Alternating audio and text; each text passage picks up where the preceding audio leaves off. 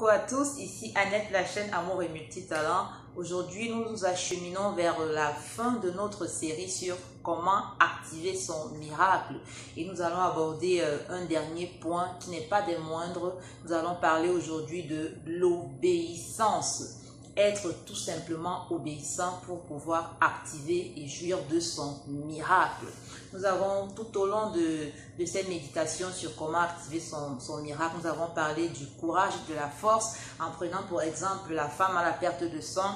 Nous avons parlé de l'attitude, qu'il y avait quelque chose dans notre attitude qu'on devait changer. Il y avait une humilité qu'on devait posséder. Nous avons parlé de la Cananéenne qui avait accepté que notre Seigneur Jésus-Christ la traite de chien et qui avait dit qu'elle pouvait prendre au moins comme des petits chiens les miettes qui tombaient de la table de ses serviteurs. Et à cause de cette parole, à cause de cette humilité, à cause de cette bonne attitude, le Seigneur Jésus-Christ a exaucé à sa prière et elle a reçu son miracle.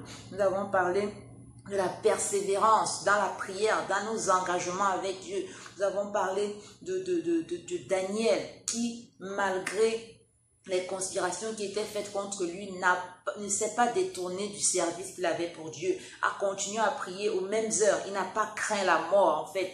Il a persévéré jusqu'à la fin. Et à cause de cette persévérance, les lions ne l'ont point dévoré dans la force. Et nous avons aussi parlé du vœu. Nous avons parlé de Anne qui avait fait un vœu à Dieu pour obtenir son miracle.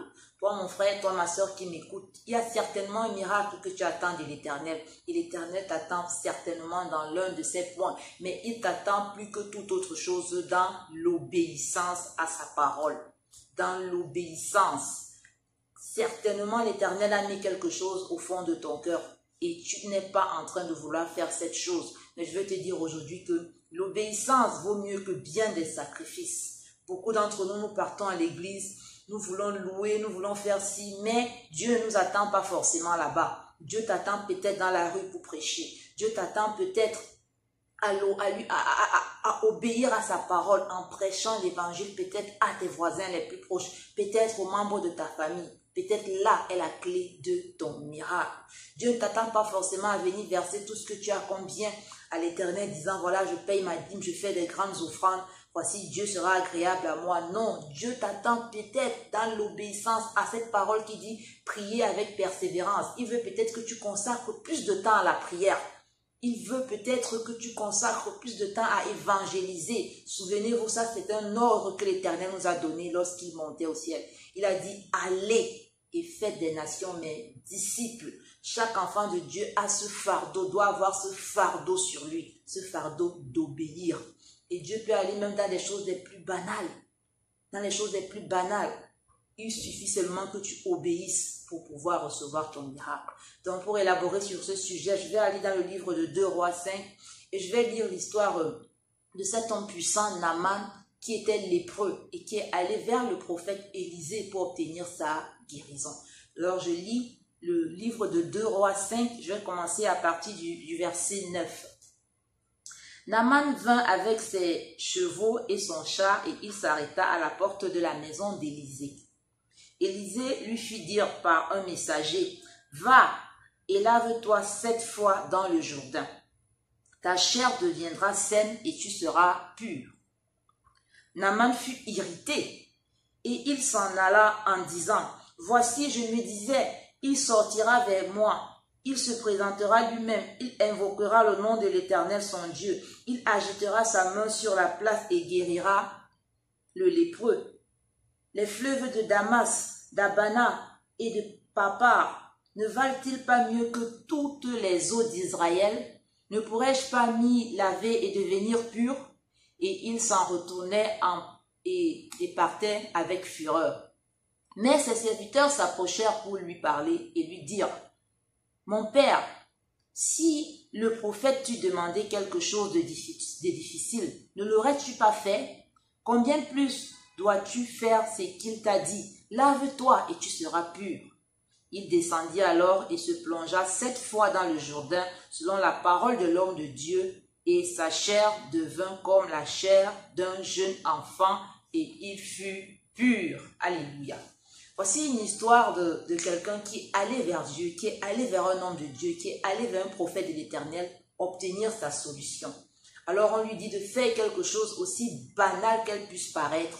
Il essaye de réjamber un moment. Et heureusement, il avait autour de lui des conseillers qui lui ont dit, quand le prophète te dit de faire telle ou telle chose, fais-le. Que ce soit facile ou difficile, essaye de le faire. Et dans ce cas, c'est quelque chose d'extrêmement facile. Il suffisait tout simplement d'aller plonger dans de l'eau 7 fois. Il a obéi et il a obtenu sa guérison. Beaucoup d'entre nous, nous attendons notre miracle dans des choses difficiles. Nous attendons peut-être qu'on fasse des sacrifices, des efforts que je ne sais peut-être pas, ne sont pas peut-être les voies par lesquelles nous devons passer. Mais Dieu est quelqu'un de simple. Dieu est doux, Dieu est calme. Dieu peut te dire quelque chose de simple. Tout ce que tu as à faire, c'est tout simplement obéir. Il y a des choses difficiles que Dieu peut nous demander de faire. Là encore, il faut obéir. Mais le plus souvent, Dieu se trouve dans la simplicité. Toi qui es enfant de Dieu, tu as ta Bible, tu as la parole de Dieu. Dieu te dit, prie chaque jour. Prie chaque jour, ça peut peut-être être quelque chose qui n'est pas aussi difficile que ça. Mais il faut y aller avec persévérance. Il faut y aller avec courage. Il faut y aller dans l'attente de ce que tu attends de Dieu, dans l'attente de ton miracle. Dieu agit dans la simplicité. Mais tout ce qu'il veut, c'est qu'on lui obéisse. Parfois, en tant qu'homme, on se dit que voilà, pour obtenir quelque chose de grand de Dieu, je dois peut-être prendre tout mon compte bancaire, donner à Dieu. Ça peut arriver. Ça peut arriver que Dieu t'attende dans cela. Mais très souvent, Dieu veut tout simplement que tu lui montres à quel point tu lui obéis, à quel point tu obéis à cette petite recommandation, à quel point tu t'impliques dans l'évangélisation, tu t'impliques dans le service pour Dieu. Il veut tout simplement que tu vois à quel point tu peux obéir à sa parole, à quel point tu peux fuir l'impudicité comme il te l'a demandé ici. À quel point tu peux aimer te consacrer à lui, aimer sa présence, aimer rester dans l'adoration, dans la prière. Dieu veut tout simplement voir à quel point tu obéis à sa parole, à quel point tu obéis à la parole de ses serviteurs. Nous sommes tous ici, nous ne pouvons pas voir Dieu face à face, c'est clair, mais Dieu a répandu ses serviteurs de par les églises, de par les chaînes YouTube. Il a répandu ses serviteurs partout. Alors toi qui vas à la rencontre d'un serviteur et qui a déjà en tête ce que tu veux qu'il te dise, ou bien qui a déjà en tête ce que tu veux faire pour lui, aussi jeune ou vieux qu'il soit, un serviteur de Dieu peut te donner des recommandations faciles ou difficiles. Mais c'est à toi de voir que voici, cet homme est un réel serviteur de Dieu. Il faut que j'obéisse à ce qu'il m'a dit. Il faut que je fasse ce qu'il m'a dit. Mon frère, ma soeur, je ne pourrais aller dans des multiples exemples, mais je veux tout simplement t'amener à obéir à la parole de Dieu. Dans le livre de 1 Samuel, par exemple, le prophète Samuel avait donné des recommandations à Saoul de la part de Dieu. Il avait désobéi. Et je peux lire même ce verset pour vous amener, mes frères, mes sœurs, à obéir tout simplement aux recommandations de Dieu. Et là, c'est dans le livre de 1 Samuel 15, à partir du verset 22. Après que le prophète ait constaté que Saoul avait désobéi aux recommandations de Dieu, qu'est-ce qu'il lui dit? L'Éternel trouve-t-il du plaisir dans les holocaustes et les sacrifices comme dans l'obéissance à la voix de l'Éternel?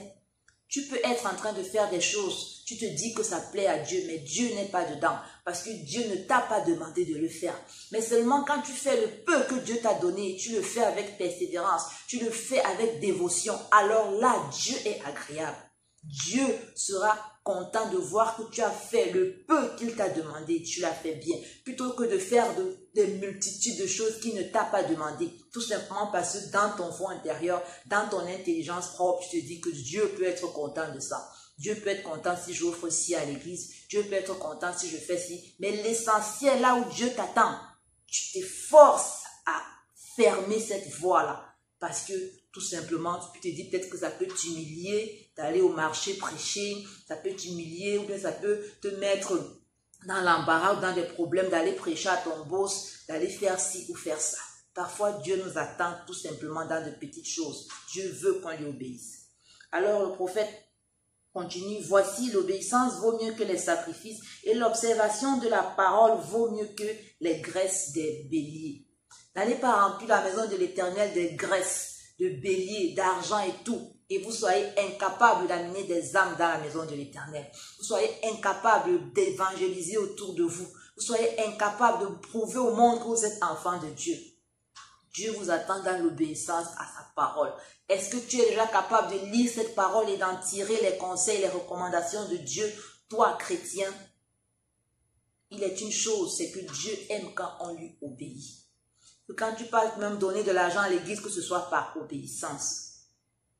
Et le 23, il dit, car la désobéissance est aussi coupable que la divination. Alléluia. La désobéissance est aussi coupable que la divination. Et la résistance ne l'est pas moins que l'idolâtrie et les téraphins. Toi qui résistes à la volonté de Dieu, toi qui résistes à l'appel que Dieu t'a donné, tu es aussi coupable que celui qui est idolâtre. Tu es aussi coupable que celui qui est idolâtre.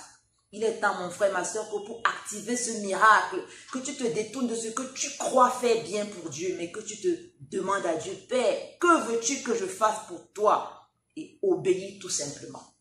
Que ce soit facile ou difficile, obéis et demeure-y avec persévérance. Dès que tu as attrapé la volonté de Dieu pour toi, dès que tu as attrapé le conseil de Dieu pour toi, dès que tu as attrapé la voie que Dieu veut que tu suives, obéis et reste tranquille. Ton miracle résidera dans cette obéissance. Alors, puisque tu as rejeté la parole de l'Éternel, je te rejette aussi comme roi. Alléluia.